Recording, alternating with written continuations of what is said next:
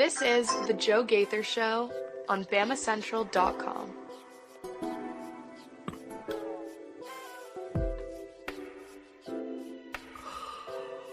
Good morning, Tuscaloosa, Internet world, West Alabama. How we doing today on a Monday? It's October 13th, and the Crimson Tide is still undefeated in SEC play after a huge road victory over the Missouri Tigers. I'm Joe Gaither. This is the Joe Gaither Show on Bama Central. We're hanging out with you with our man Theo Fernandez as we were going to break down the victory this past weekend.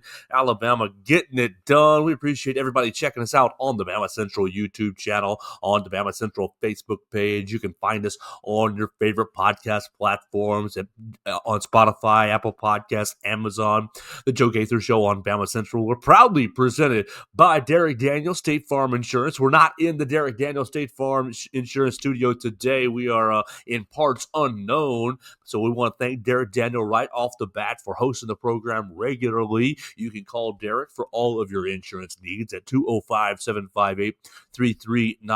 We're also proudly presented by Strength Roofing and Siding. We want to thank them for jumping on board for the month of October. If you need help with your roof repair or siding issues at your house, call them today at 205-858-9050. My man Zach Guffey would love to talk to you about your roof, making sure that you are ready for the winter season. Call them today at Strength Roofing and Siding at 205-858-9050. We can't thank our sponsors enough for making the program happen. You can follow me at Joe Gaither6 and Theo at Theo Fernandez _. We're ready to get into it. I know Theo took a long road trip up to Missouri, hung out in the construction zone, and watched Ty Simpson pick Missouri apart in a couple of areas. Made a few mistakes, but picked Missouri apart when it mattered most. The defense stepping up as well when it mattered most. Good morning, Theo. How we doing today? How's Tuscaloosa? You back safe and sound? Feeling good? Yeah, I made it back in one piece. Got back at about 10 o'clock last night, so missed that whole weekend. And, man, that drive to Missouri, if you want to argue that Missouri is not and should not be an SEC school, go no further than 10-hour drive all the way to get there, man. That's too far away for a conference. Yeah, absolutely. And I know that our Bama Central colleagues, Will Miller, Katie Wyndham, and Hunter DeCiver were also making that road trip. So make sure you follow those guys. They did a great job covering the game. What do you want to start with, Theo? You want to start with Dex's? Actually, I'll start with your perspective, just how it was at Memorial Stadium, Faurot Field. I had a friend text me in the middle of the game, man, it looks like a dump. And I said, yeah, it's a construction site right now. Did it look as bad in person as it did on TV? Because yes, he was right. It did look like like it was not a great place to watch a football game. The team on the field played, aggressively. Missouri, you got to give them a lot of credit. I think that they are a good football team. Alabama weathering the storm of a couple of different. I mean, the ball never bounced Alabama's way the entire day, really. So, Theo, why don't you start with what you saw, how you felt, your reaction to the game, set us inside Memorial Stadium. Then we'll go to the voicemail line. We'll talk to Dax. Dax has got a voicemail at 205-462-7340, extension 800. You can call the voicemail line, leave your reaction to the program or to the game or to this upcoming. How much do you hate Tennessee? Theo, you know I'm from Chattanooga. This week is a very special week for me. So you can call and leave a voicemail at 205-462-7340, extension 800 for your reaction to this Missouri game or set us up on the Tennessee matchup. But first, Theo, what was it like at Faurot Field? It was honestly much better than I thought it would be in there. First of all, I mean, look, you can't get over the fact that, yes, there is a construction zone in the end zone. Like, that is the first thing that anytime you look over there, I mean, you're going to notice the construction site. It also made it significantly easier to score on an end zone that had no fans and instead just a bunch of cranes. As far as what they actually had in the stadium, the people that were there, now, I have a bone to pick with the Alabama football student section right now. Those Mizzou fans did not take a seat from the time the game started to the end of the first quarter. They sat at the end of the first. They didn't sit again until halftime. End of third quarter, you sit down. Fourth quarter, million different TV breaks, review. You're on your feet the whole time. Alabama football fans are soft. They're spoiled. They don't know what colors to wear to the games. I'm officially. Did you see any blue shirts? Any blue shirts at Missouri's game? There were 2 colors worn in that stadium, and this might shock you, Joe, but they were the 2 colors that are actually the team's colors. Like, it's just, I shouldn't need to be saying any of this, but just after seeing how some of these other fans are beyond disappointed in my Tuscaloosa student section, it's, and I was even talking to guys about it. I went with one of my friends, Seth, Everett says on Facebook, Theo, stop calling us out. You're one of them. And I am calling my peers to change. You're trying to lead a movement. This has to stop, man. This has to end now. And I'm calling my students to action. Not that that'll change anything, but what do you mean? Everybody on Greek Road listen to this show. We got to I'll drive by blasting it, man. Like on speaker. I think it has to be heard. Wear a red polo next game. It should not be this confusing, man. But, they would basically stand with a guy, another sports media guy, actually.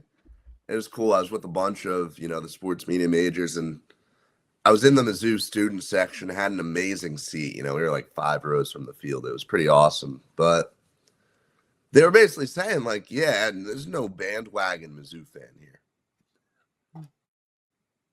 To be in this game, to be undefeated, going up against Alabama is one of the biggest games we've ever had, is an opportunity that everyone is still just so grateful to have. You've got a fan base that is trying to, convince their coach, like, hey, don't leave us. We'll support you. You've just got a fan base that doesn't take anything for granted.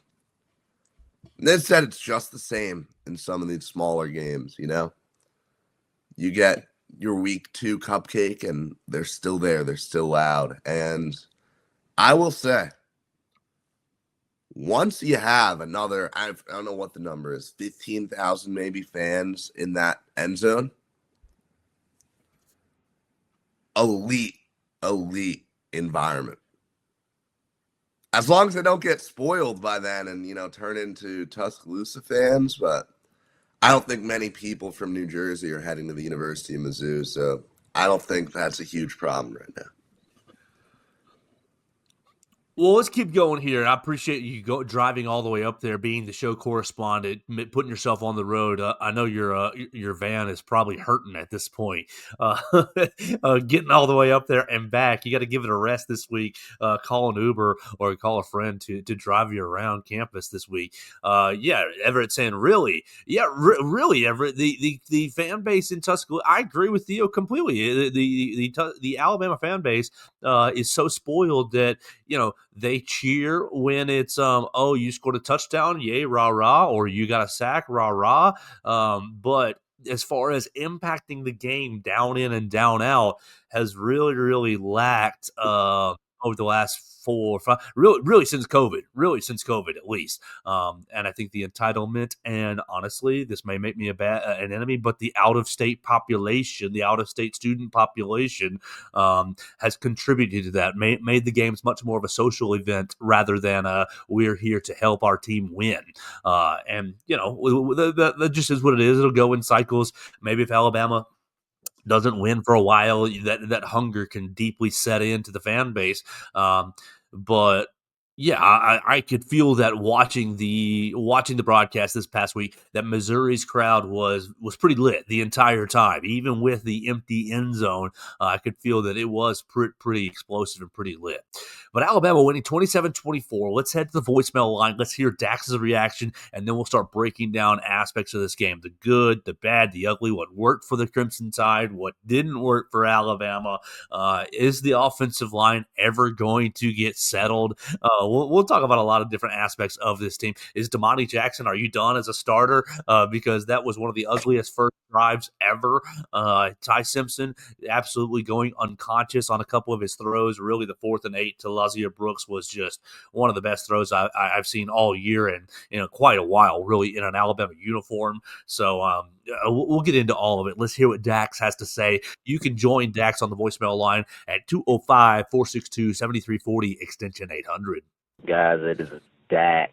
We got another win. I predicted 38-14, and I was wrong. Missouri is indeed a good football team. So they are really good. Their defensive line is obviously way better than our offensive line. The offensive line was atrocious today, I'm going to be honest.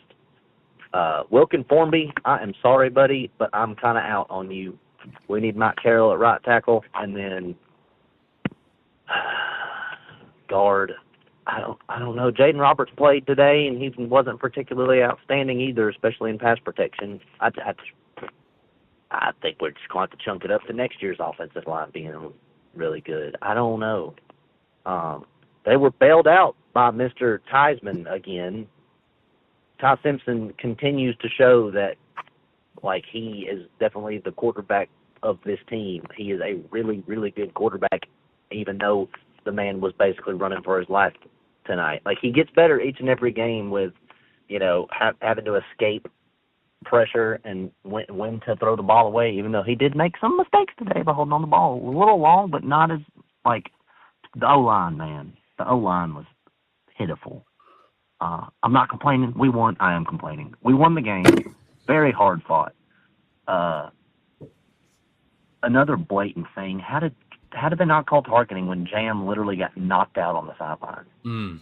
And prayers up to Derek Meadows because he went limp too. We had 2 players get knocked out with head-to-head contact. Like, my Lord, everybody wants to say that Bama gets all the calls. No. Bama got no calls today. 0. Again, salute Ty Simpson. Salute Lazia Brooks. I don't think we planned to throw the ball to Ryan Williams at all today, particularly because he was listed as probable. We probably didn't want to get him hit, like, at all. He was out there being a decent decoy, but then again, we could have used better run blocking. Jam Miller with another 85 yards. Love Jam Miller so much. We missed him, but oh my, why do they have to go out again? And why did we not get a targeting call on that? Like, come on. But Daniel Hill is getting better at pass pro. I love Daniel Hill. He is definitely improving. I love Lazia Brooks. That boy's going to be nice. I think he already is nice, but he's going to be real nice. It was a slugfest. Like, the defenses really had to freaking show out today. Speaking of defense, I'm ready. I don't want to see Damani Jackson on the field against Tennessee. The bro has played less than desirable this year, like in every game. I haven't seen him have a good game. I'm ready to start Dijon Lee and get Cam Calhoun reps. I want to see Cam a lot more. But you know what? We won the game. We won. Their defensive line was tearing us up, though. Like, holy crap. You know what? That's 3 ranked teams in a row. It's gonna be. We're gonna make it 4 next week. It's Tennessee Hate Week, my favorite week of the year. Oh, and it's at home. So on to Tennessee offensive line. Please get your crap together. Damani Jackson. It's just I don't even know, man. That was pitiful, and I'm ready to see someone other than Wilkin Formby on the offensive line. I'm sorry, Wilkin. I love you. I feel bad for Mr. Taco Casa, man, but he's just not playing like what we need. Then again, I don't know what the solution is. So I'm just a fan over here talking out of my butthole. But we won. We won. I'm complaining a lot, but we won. So on to the pumpkin orange team, but Roll Tide. Roll Tide, that's Dax in the voicemail line. Let's start with kind of the overarching theme. There was a lot that went wrong, Theo. A lot that went wrong on the day, but the bottom line, Alabama still won. I think that you saw Alabama's competitive character really show itself throughout the entire day. Missouri takes the opening drive, flies down the field, just rips you apart on the opening drive. Now, a couple of defensive errors contribute to that, but a couple of it rips you apart. They get up 7-0. I bet you. I mean, you were there. I bet the stadium was just on tilt after the Brett Norfleet touchdown, and then Alabama's offense answers back play after play after play after play, and you ended up getting Kevin Riley on the angle route right there at the goal line for a touchdown pass. Kevin Riley's first touchdown in an Alabama uniform, Mr. County High Wildcat. So, like, the Alabama team, resilient through the entire day, resilient. Even you come out of the locker room, you got a chance to take it to 2 scores, and boom, you got a running back that misses a block, and Ty starts to scramble, gets a ball knocked out. Missouri gets the ball basically right there in the red zone, so they tie the game. So you go from a chance to take it to 2 scores to tying the game. There's everything. Missouri fumbled the ball twice.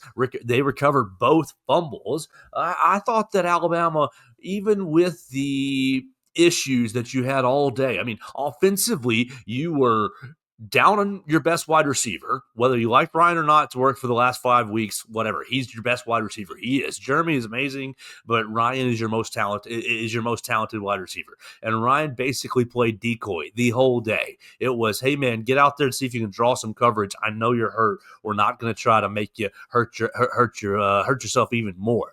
So you're down your best wide receiver. You lose Meadows, who, okay, you can put him on the depth chart wherever you'd like, but it's still a body that you're missing. You lose Meadows. You lose Jam Miller in the middle of the game. You can't pass protect to save your both tackles. Caden and Wilkin Formby ended up needing chips to get after Damon Wilson and Zion Young. I mean, Damon Wilson tore your rear end apart from the edge. And so you can't pass protect, really.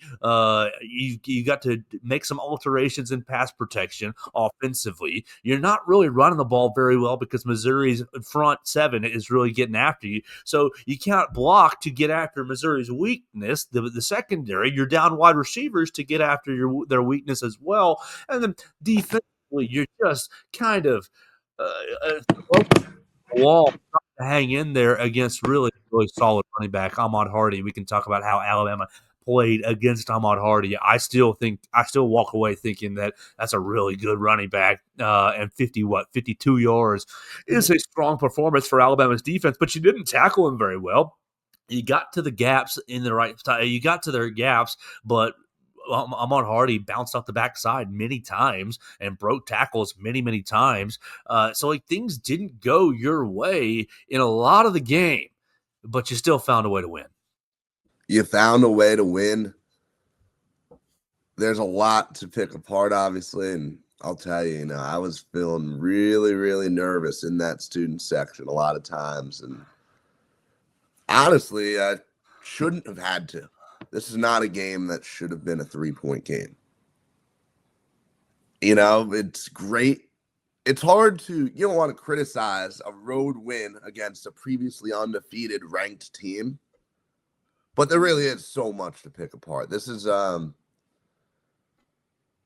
leaves kind of almost a sourish taste in my mouth that I don't think existed after the last couple wins. I mean, part of that is just, Missouri has 2 absolute game wreckers on the edge. Those guys are phenomenal. And, it threw off so much of whatever Alabama wanted to do offensively, whether, that was trying to get the ball downfield, which obviously, again, Ryan being out doesn't help that at all. Whether it was having to move guys around to block, whether it was dealing with, an already, I'll say, inconsistent maybe Wilkin for me. Don't want to be too harsh.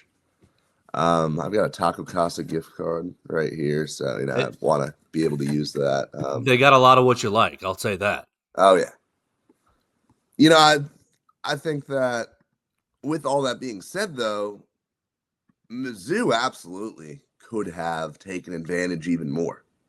Like, I look at Mizzou's game plan, the game that they had.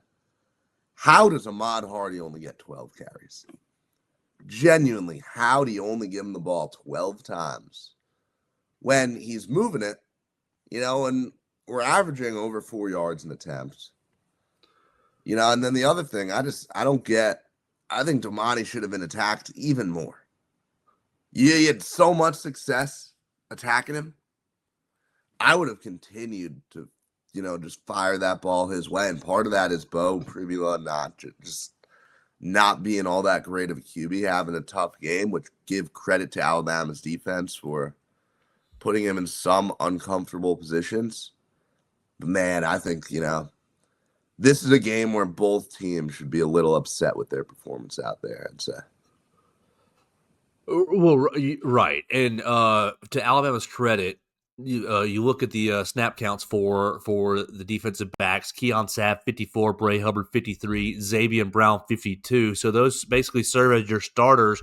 Well, Dijon Lee gets 49 snaps to Damani Jackson's 22, because Damani on that first drive, people are looking at the touchdown play where he kind of goes out of bounds and doesn't tackle Brett Norfleet. I don't really have a whole lot of issue with that, because I do think he had his eyes on the ball and momentum just kind of carried him out of bounds. I think he was trying to play an overthrown ball, or a ball he thought was overthrown. My biggest issue with Damani on that opening drive was the quarterback read play that Bo Pribula took. What do I have? Well, I have it 23 yards, right? You have his first 3 plays, Bo Pribula's first 3 runs. He rushes up the middle, quarterback draw, 12 yards. Then he rushes off the right for 4 yards. But then first and 10 from the Bama 50, basically. He keepers on a quarterback read and runs for 23 yards, and Damani just jogs over the sidelines to kind of edge him out of bounds. There was no sense of urgency. There was no, I'm going to come downhill and make Damani make Bo Pribula pay. It was a terrible angle. And I think many people thought that my Damani Jackson loaf tweet was for the next play, but. Golly, an awful angle. So Damani only plays ultimately 22 snaps in the game. 5 defensive backs played more than him: Keon, Bray, Xavier Brown, Dijon Lee, and Deshaun Jones with 30 snaps. So the Alabama coaching staff pulled him off the field in a big way, except for, we're going dime package. We're going specific packages. Then he still had his place. But as a starter, he lost his spot as a starter in the game. They pulled him off the field after that first drive and basically gave Dijon Lee a chance to really make a name for himself. And he did. Dijon almost came up with a really interception in the first half, came up with the game-sealing interception in the end on the last drive. So I think that Dijon Lee is starting to play better and better and gain some confidence each and every week. And if I'm Damani Jackson, I'm really, really trying to buckle down this week in practice. And I don't know what you do, because we've seen him physically shy away from physicality really the whole year. I don't really have a good moment or memory of Damani Jackson playing the run very well. And so I think that he's really in a spot that puts him in danger to be passed up as a full-time player. He can be put in as in sub packages, but even on one of the last drives, one of the passes to this Illuminate kid, Damani is just kind of standing there. Yeah, he ushers him out of bounds, but he's kind of standing there, doesn't really play the ball, plays the man. And I don't know. I'm not really happy with Damani Jackson's play if I'm evaluating this game. I am happy, though, that Kane Womack and company noticed it quickly and said, "Hey, man, Dijon Lee's getting all your base packages reps." A lot to like, but a lot to hate as well.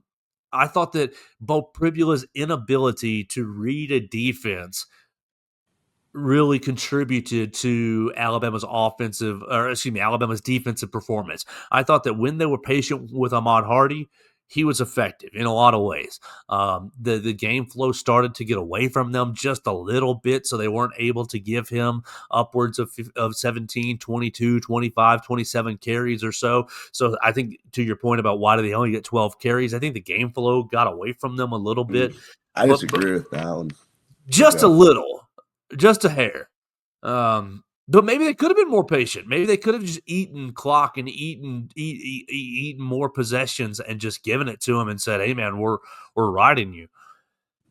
I was largely pleased though, just with the resiliency that the team showed. Kane Womack, bless his heart, they played really strong defense. The first drive, you're trying to find your footing, you're trying to figure out what they're doing, and Missouri had 2 weeks of time to prepare a script against your defense. I think that you saw that bear out in the first drive where they flew right down the field. They had about 7 plays that they thought these plays are going to work against Alabama's defense, and they did. But really, after the first drive, you've got what from Missouri? You have another red zone drive where they pick it up at the first drive of the second half after the fumble. So there's 14 of the 24. They ended up generating another touchdown drive. Basically. It's in garbage time as they're throwing the ball down the field. And Kane Womack just got blitz happy on that drive as he's trying to end the game instead of just ride the wave, make a rush for and play some coverage. Maybe Bo is going to throw a bad pick again, but like you have 3 touchdown drives and a field goal for Missouri. 1 to open the game, 1 to open the second half after a fumble, and 1 after the game's kind of out of reach at 10 points. I think the Alabama defense is really coming along, especially when you consider the Alabama defense is so close to so many so many more game-changing plays. You get 1 of the 2 fumbles, or heck, you get them both. Keon Sabb gets himself the sack that Bo Pribula escapes from and runs out of. Damani Jackson comes down with the intercept. There were so many other plays that Alabama's defense had in its fingertips that just barely out of reach, or the player didn't execute, that I think that all this talk about we hate Kane Womack and the scheme doesn't work, I don't think the evidence lines up for that right now. I do think that Kane did get blitz happy towards the end of the game. Just a little bit, because I think that by that point the defense was getting good pressure with 4, and you could drop back and kind of make Bo Pribula throw it into the teeth of the defense. And when he did, throws a pick to Bray Hubbard, throws a pick to Damani Jackson. So I think that could be a little bit adjusted, but they'll look at that. All in all, though, I think Kane Womack called a pretty decent game, and the Alabama defense played pretty well. Yeah, I would say they will too. I just think Missouri could have done a better job of putting them in an uncomfortable position. The fact that Alabama had just under 40 minutes of possession, it's absurd. It is baffling how Missouri was so willing to just have these little quick throw drives. And, you should be trying to replicate almost like a Vanderbilt 2024. Yeah, we are going to keep them on the field defensively for as long as we can. It's besides the point. I honestly didn't mind the blitzing all that much. I think that the pressure was, I think when you have a guy like Bo out there who's clearly struggling, who's clearly, the moment's getting to him, I think you want to make him as uncomfortable as possible that whole game. And I think you look at even that last drive where he, or the touchdown drive rather, where he gets right down the field. Think about how easily one of those plays could have blown up in his face. Think about how easily, pressure's coming. Now we're gonna, sail the ball in the coverage like we did on the last drive, and Alabama comes away with it. And at the end of the day, that strategy worked. Alabama was able to get him to throw a final pick, and I didn't mind what Womack did overall. I thought I was relatively impressed by the defense defensive performance, defensive game plan, just everything on that side of the ball for the most part. All right, so let's move to the offense just a little bit. And actually, why don't we, right at 30 minutes, before we move to the offense, let's go ahead and give you our friends at Strength Roofing and Siding. These guys have jumped onto the program, and I cannot thank them enough. I can't thank Zach Guffey enough for joining the program. We're going to get Zach back on the show to get his reaction to the Missouri game and get his thoughts on Alabama, Tennessee here coming up in a few days. But when severe weather strikes, your roof is your home's first line of defense. Storms with high winds, heavy rains, and hail can cause serious damage that isn't always visible from the ground. At Strength Roofing and Siding, we specialize in storm and hail damage, roof repair, and restoration across central Mississippi and Alabama, providing fast inspections, expert repairs, and insurance claim support to help you recover quickly and protect your home. A professional assessment from a trusted roofer is essential. With over 45 years of serving Alabama and Mississippi, Strength Roofing and Siding provides expert storm damage, repair, and replacement. Call Strength Roofing and Siding right now at 205-858-9050 for your free, no-risk inspection. Zach Guffey will get you on the schedule. He'll come out and find your roof and talk about what's going on with it, fly a drone up there, look at everything that's going on with your roof, and make sure that you are prepared and protected inside your home from any kind of damage that may occur up on your roof or in your siding. We appreciate Strength Roofing and Siding, and I'd appreciate you if you'd give Zach Guffey a chance to earn your business. So call him today at 205-858-9050 and tell him that the Joe Gaither Show sent you.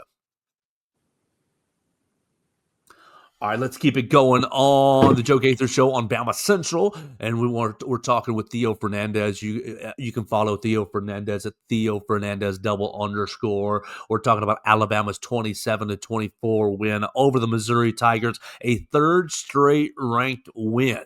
I think that's something that we got to really keep in context here as we're talking about these mistakes and these, not so perfect moments for Alabama offensively and defensively. You've now beaten Georgia on the road, ranked win, top 15, top 10 win, really, right there. You've beaten Vanderbilt right there at home in a game that was a little iffy here for a little bit, top 20 win, and then you go on the road and you get yourself another top 20 win, beating Missouri. Missouri, had 2 weeks off to prepare. They hadn't played that great a competition. They played Kansas and South Carolina, but outside of that, they had 3 cupcakes that really gave them a lot of chances to prepare for this game, and I do think that Missouri was prepared for this game.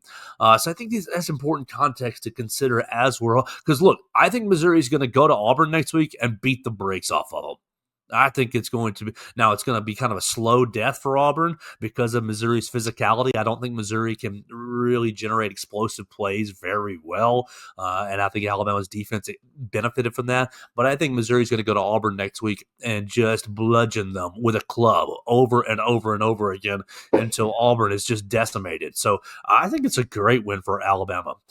But offensively, Ty Simpson, I think, looked really, really good considering the circumstances. Offensive line, little suspect in pass protection, don't have a very strong running game. Alabama rushed for, 125 rushing yards, 85 coming from Jam Miller. 2 coming from Caden Proctor.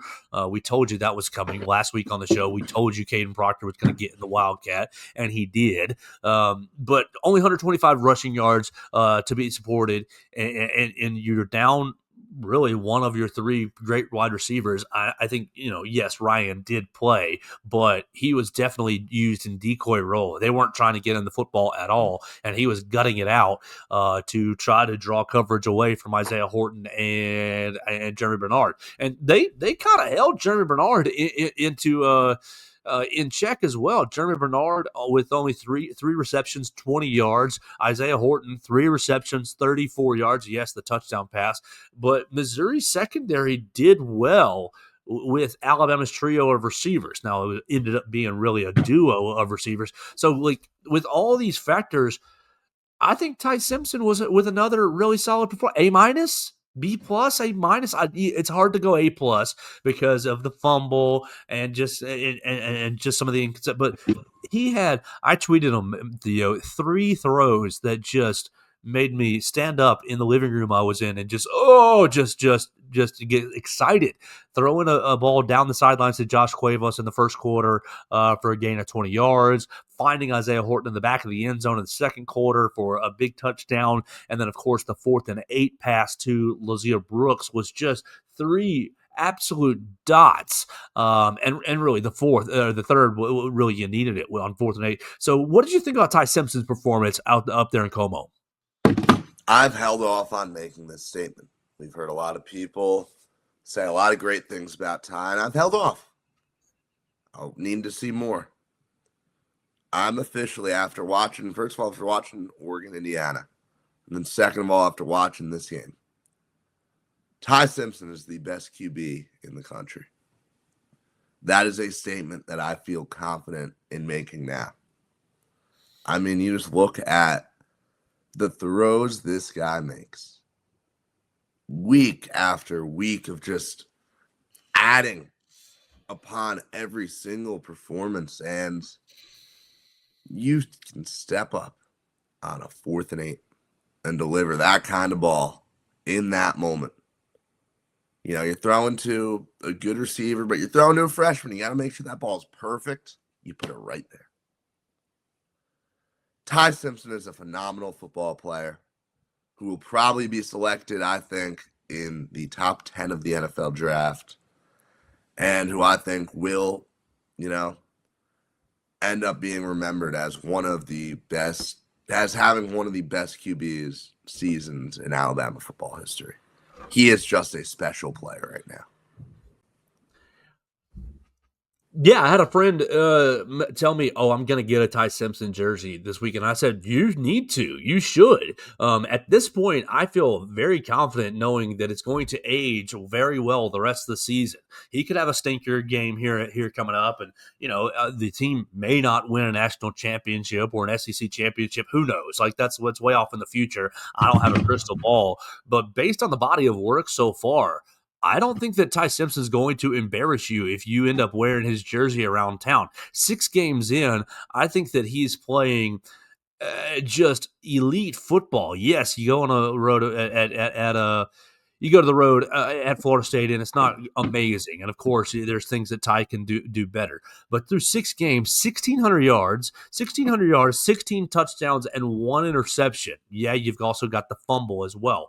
But so you got 2 turnovers, 16 touchdowns. Does he have can I find the rushing right there real quick? Rushing, 58 yards rushing, and another 2 touchdowns. So he's 18 touchdowns to 2 turnovers.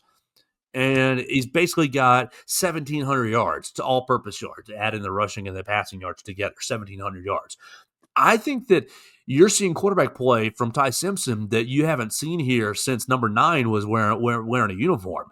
And I don't really want to disrespect Jalen Milroe. I got a lot of people in my mentions this weekend, Theo, saying, why didn't you start Ty Simpson the last 2 years? And I think that they're not accounting for the fact that these are young players and young men who grow year to year. Theo, you're a young man. Love you so much on the show, but are you the same person mentally as you were last year, a year ago? Could you handle the same things that you're handling now a year ago? I don't think so. And I think very highly of you, but for Ty Simpson, why didn't he start over Jalen Milroe? Is not accounting for the mental growth and emotional growth. You got to find emotional balance. You have to garner the support of your teammates. I think it goes a lot more than, wow, his arm is better than everybody else's. He's got great arm. I think you see Ty Simpson's leadership after the game, talking about all the things he did wrong and all the things that, we need to do better at this and better at that. And so for everybody that was I mentioned, why didn't he start the last couple of years? Nick Saban sabotaged this team by starting Jalen Milroe. I don't think you're counting the fact that so much growth happens from 17 to 18, 18 to 19, 19 to 20, all the way up to Ty Simpson at 22, I think is what he is. Let me find that to be sure. I don't want to say he's too old there now. Yeah, 22. He'll be 23 this December.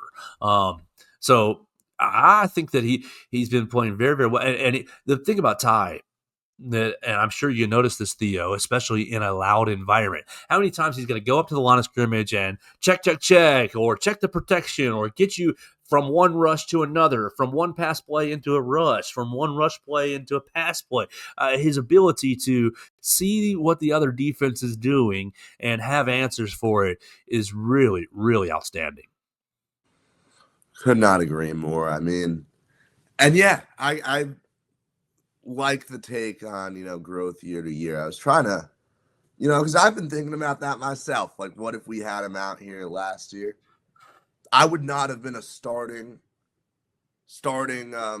guest on the Joe Gaither podcast a year ago. I am now. Ty, we saw him play 2 years ago, right? We saw him go out there for a half of football 2 years ago. Small sample size, but yeah, a lot of development year to year. But he really, really is special at this point. And, I'm waiting for, him to come out and just have a bad game. Make multiple mistakes, struggle, and hasn't happened thus far. I don't know where it'll go the rest of the season. I don't know what we'll see out of him. But regardless, I mean, this is a guy who's playing great football. And this also is a guy that is, quite frankly, so easy to root for, and a guy that you absolutely want to root for, Not that Alabama quarterbacks have ever really been unlikable, but now Ty just seems like a phenomenal stand-up guy, very strong in his faith, always saying all the perfect things in every press conference. So it's hard not to be happy for him. What do you think's up with Ryan, and what do you think is his future this week with Tennessee? He was very clearly used as a decoy this past week. People are thinking, why isn't he getting the ball? Watch him on the practice report. Coach DeBoer basically said he was carrying over an injury or a nick that he got, a ding that he got in the Vanderbilt game. I think it's a hamstring is what I think it is, but I don't know for sure, so I'll knock on wood, and I'll ask all of our listeners and viewers to take it with a grain of salt. But he pops up on the injury report Wednesday, Thursday as probable, and stupid. I'm sorry, I shouldn't say that, but the national media on Thursday and Friday looks like Ryan Williams is trending to play. What do you think probable means, folks? What do you think that means? Of course he's going to play, but gutting it out on Saturday, and especially after Derek Meadows goes down and you don't have Rico Scott ends up not being available, so you're down a couple of wide receivers. Basically gets out there and gives it his best. I think it was his best, but all the designs were really going for the other wide receivers. What do you think is DeBoer after the game? I think he's close. I think he's close to being 100%. What do you think his status is this week? How do you like the way or don't like the way that he was used this past Saturday? I have no problem whatsoever with the way he was used this Saturday. He went out there. He played his role. He was a decoy, something that Missouri caught on to relatively fast. But at the end of the day, I mean, having him out on the field means there's always a risk of something happening. You always have to account for him. I think we're going to see him out on the field just about the whole game against Tennessee. I think this is a guy who you're going to find a way to get out onto that field and back to himself. Are we getting the ball to his hands against Tennessee? I think it has to happen. I think that, if, we're taking DeBoer at his word when he says he's close, you look at the other injuries, you look at, just Ryan from the standpoint of being a competitor, being a football player, probably not all that happy with the overall performance this season, and there's no better time to turn that around than under the lights at Bryant-Denny, third Saturday of October. I mean, this is the kind of game that you dream of playing in growing up in Alabama. This is the kind of moment where the team is really desperately needing you. I think we're going to see Ryan out there, and I think we're going to get I almost just said vintage Ryan Williams performance, which is a crazy thing to say about an 18-year-old, but I think you're right. Yeah, that's where I stand on that. What? I'll just press you just a little bit as a joke. What would be a vintage performance? Because we've only got a year and a quarter of performances here. I mean, vintage performance is 2024 versus Georgia. That's vintage at this point. Sure. Maybe showing my lack of age here. No, I'm just asking. The Tennessee secondary, I think, is pretty gettable. So we'll have to pay attention. I mean, we'll get into that later in the week, and I don't think that's too crazy. I think there are going to be a lot of deep balls connected on both sides in that game on Saturday. Yeah, you're right. I think you're right. So the offensive line, let's talk about them because I think that they played at about a C plus level. C plus level, honestly. I think they could have done a lot better. I mean, you got to give a lot of credit to Missouri's front. Missouri's front was very, very aggressive, and we already mentioned just right off the top, Damon Wilson and Zion Young kind of terrorizing you off both edges. But Josiah Trotter played pretty well. I thought the Missouri's front did pretty well. I just wasn't really thrilled with Alabama's front. Alabama's offensive line. I thought Caden did fine. Didn't give up too much. This is from Pro Football Focus. Let me find what I was looking for. Pro Football Focus. Alabama's offensive line. Yeah, right there. Caden Proctor gave up 2 pressures. Cam Dewberry 1. Parker Brailsford 2. Gino gives up 2 with a sack. Wilkin gives up 1 with a sack. And then the backups, Jalen Roberts, 1 pressure. Michael Carroll gave up a pressure. And the rest of the guys played clean. Olas only played 1 snap, and William Sanders only played 18 snaps. No pressures for them. Per stat broadcast, Missouri ended up with 10 quarterback hurries.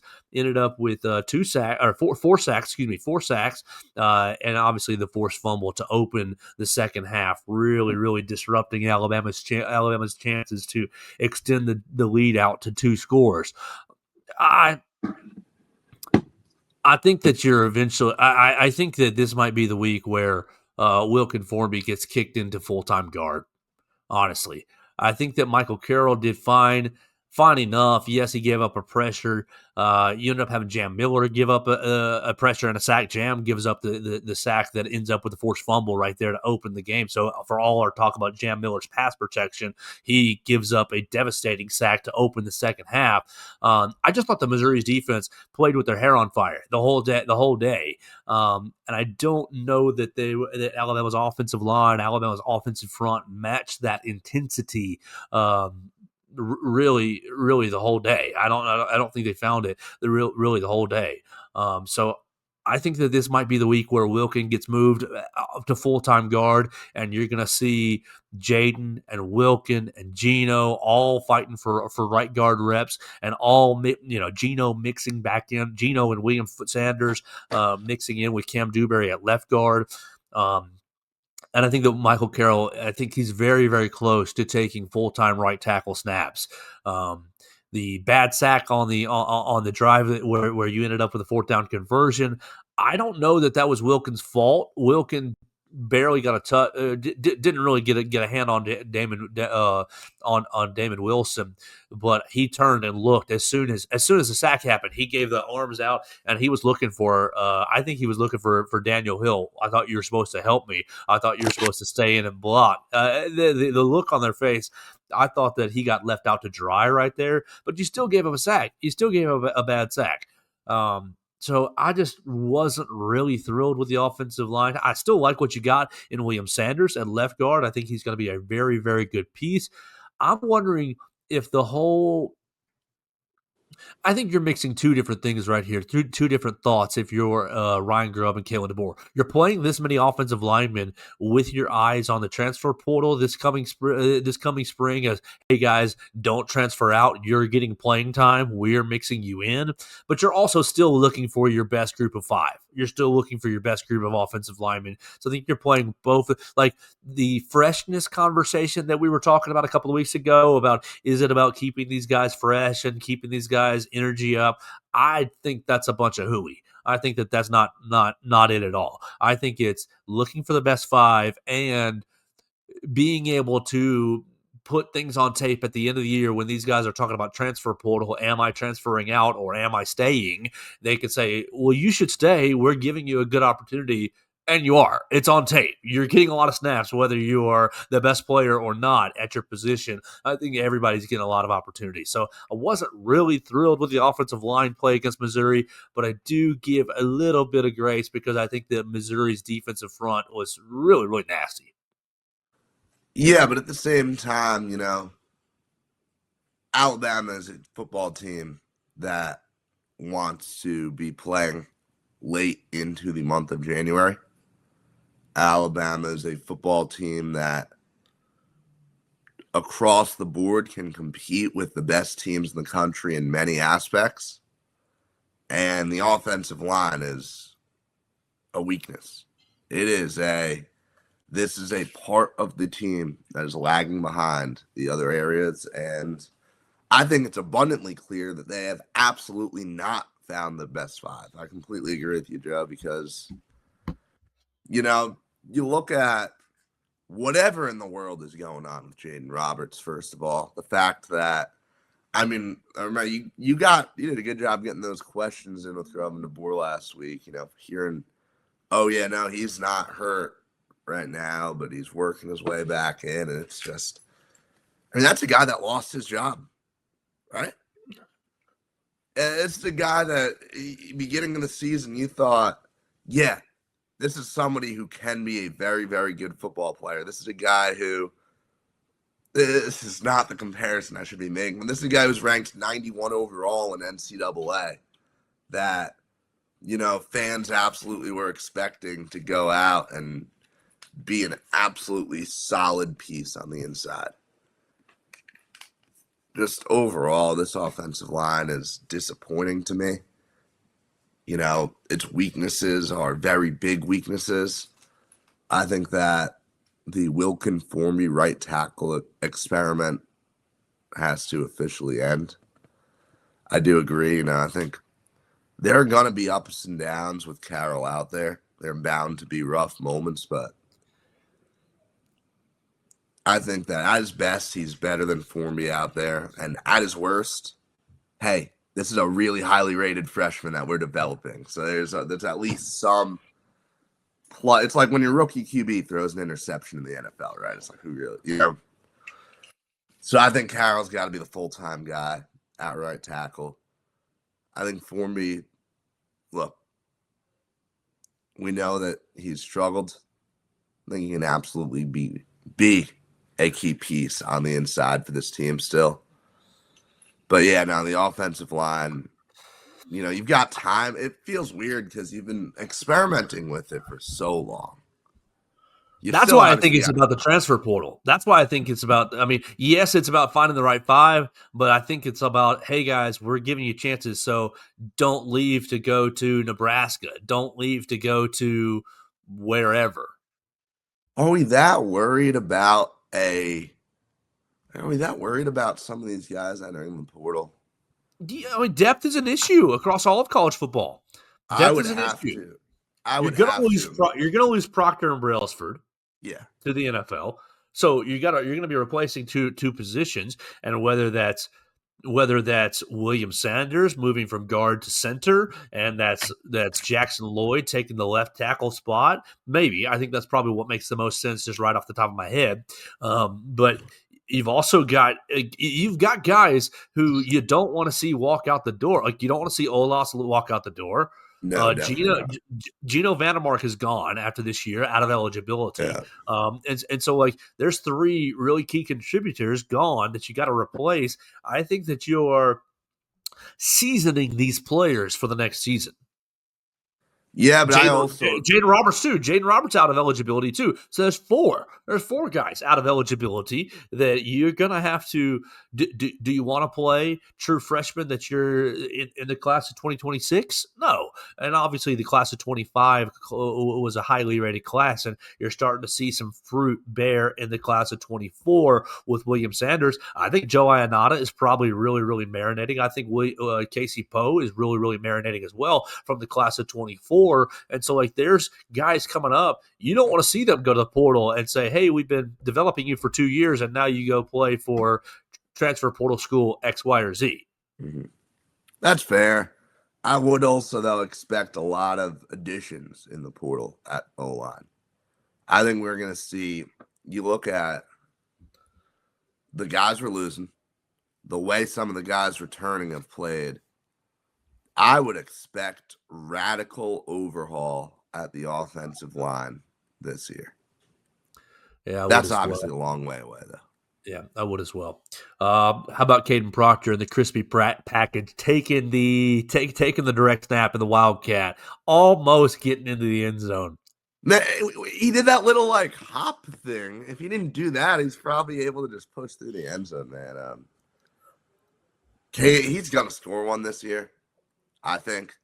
I'm just waiting for one defense back, one linebacker to just be able to blow it up, just knock that ball out. But it's almost like Caden Proctor. It's like holding a little Nerf football, though, when you got a guy that big. Like, how do you force a fumble there? That was my favorite moment of the game, because I'm sitting there. All the Mizzou fans they're a little quiet. They're recovering from the last play. And I just, like a kid at Christmas, biggest smile on my face, like just pointing out.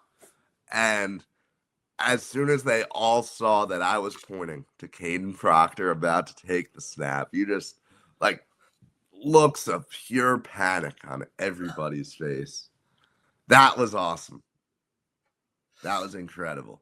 Hey, and Parker Brailsford can catch too, apparently. So Yeah, well, amazing, really. Taking the ball out of the air, saving an interception. Really, I thought even it was a lot. It was a lot of fun to see Caden in that moment and make that play.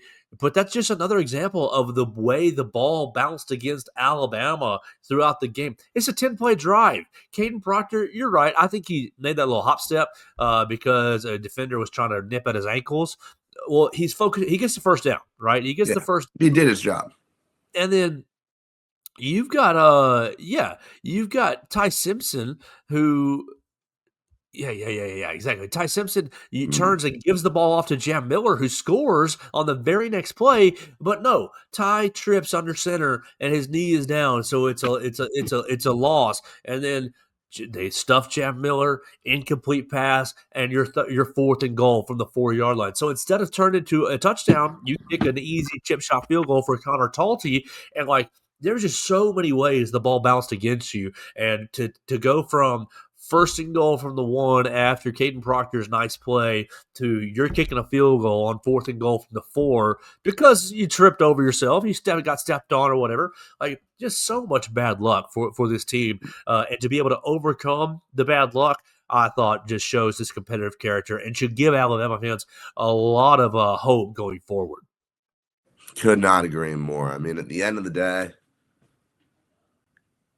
if you told an Alabama fan at the beginning of the season, you gave them the script for the first 6 games, you're happy with that, without a doubt.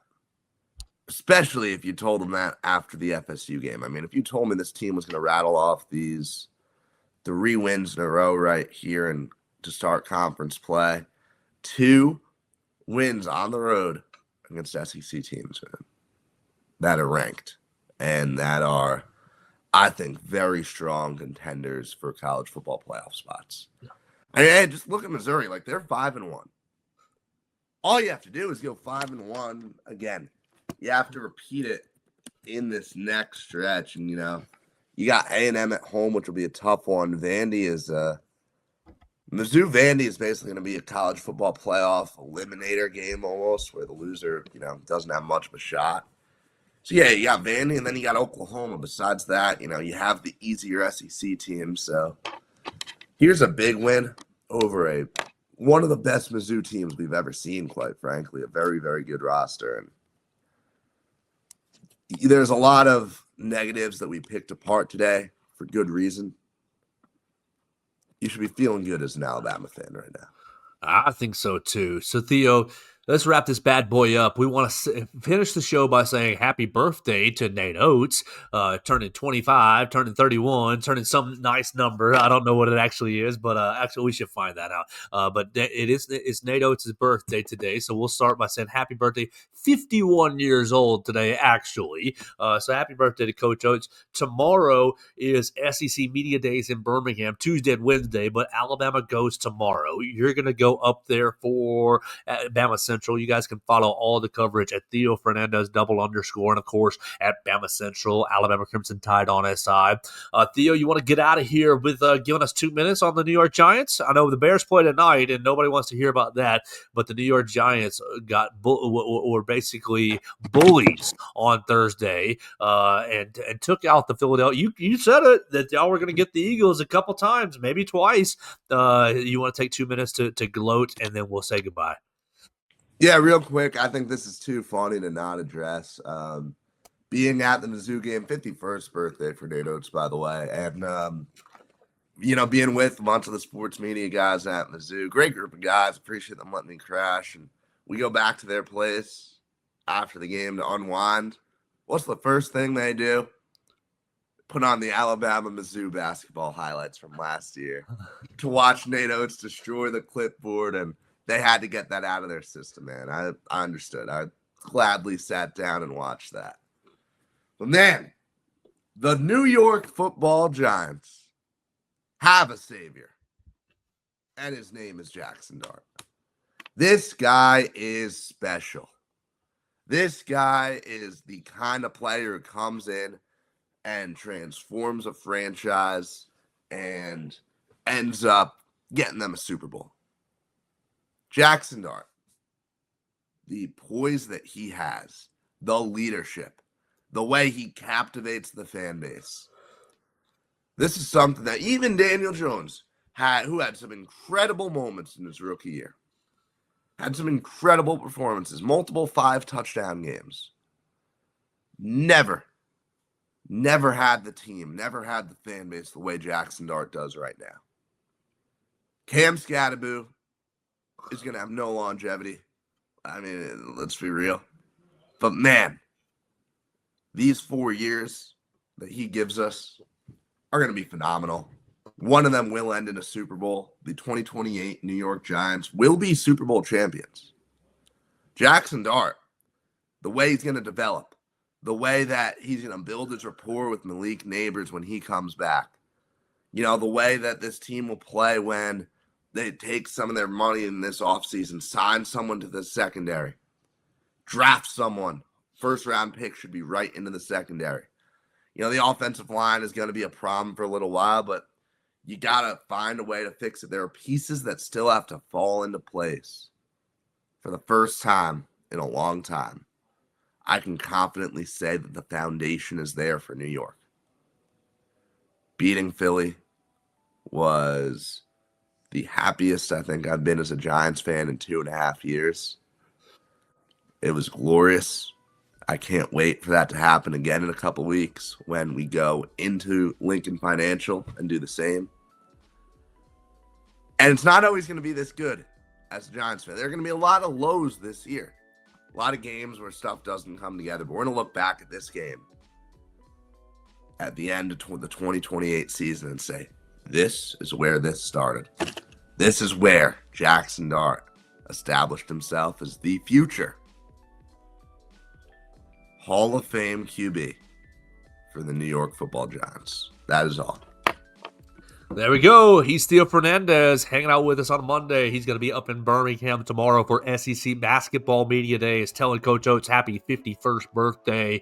And we had a lot of fun with you guys today. Thanks so much for watching us on the Bama Central YouTube channel, the Bama Central Facebook page, my own social media machines at Joe Gaither6, listening to us on Apple Podcasts, Amazon, Spotify. Share the show with your friends. Call us on the voicemail line at 205-462-7340, extension 800. We want to thank Strength Roofing and Siding for sponsoring the program. Call them today at 205-858-9050. They'll come out and give you a free inspection of your roof, let you know what your status is, and let you know how much longer you got with your roof, or if you need to go ahead and replace it, and they'll be happy to help you replace it. So Strength Roofing and Siding, 205-858-9050. And of course, Derek Daniels, State Farm, sponsors the program as well. So call Derek and his team, Lane, Red, and Bobby, all upstairs right now waiting to take your phone call at 205-758-3391. We'll get out of here for the day. You'll be able to find the rest of the new press conferences. Kalen DeBoer, Ryan Grubb, and Kane Womack all talk on the podium in about a couple hours, maybe 2 hours, 11:30. It starts in the Malmore Athletic Facility. You'll be able to find all of those interviews and all those press conferences right there on the Bama Central YouTube channel. We'll talk to you again tomorrow right here on the Joe Gaither Show on Bama Central, BamaCentral.com. Thanks for joining us on today's edition of the Joe Gaither Show on Bama Central. Keep up with Joe on all his social media pages at Joe Gaither6. Subscribe, rate, and review the show on Spotify and Apple Podcasts, and be sure to read us daily at BamaCentral.com.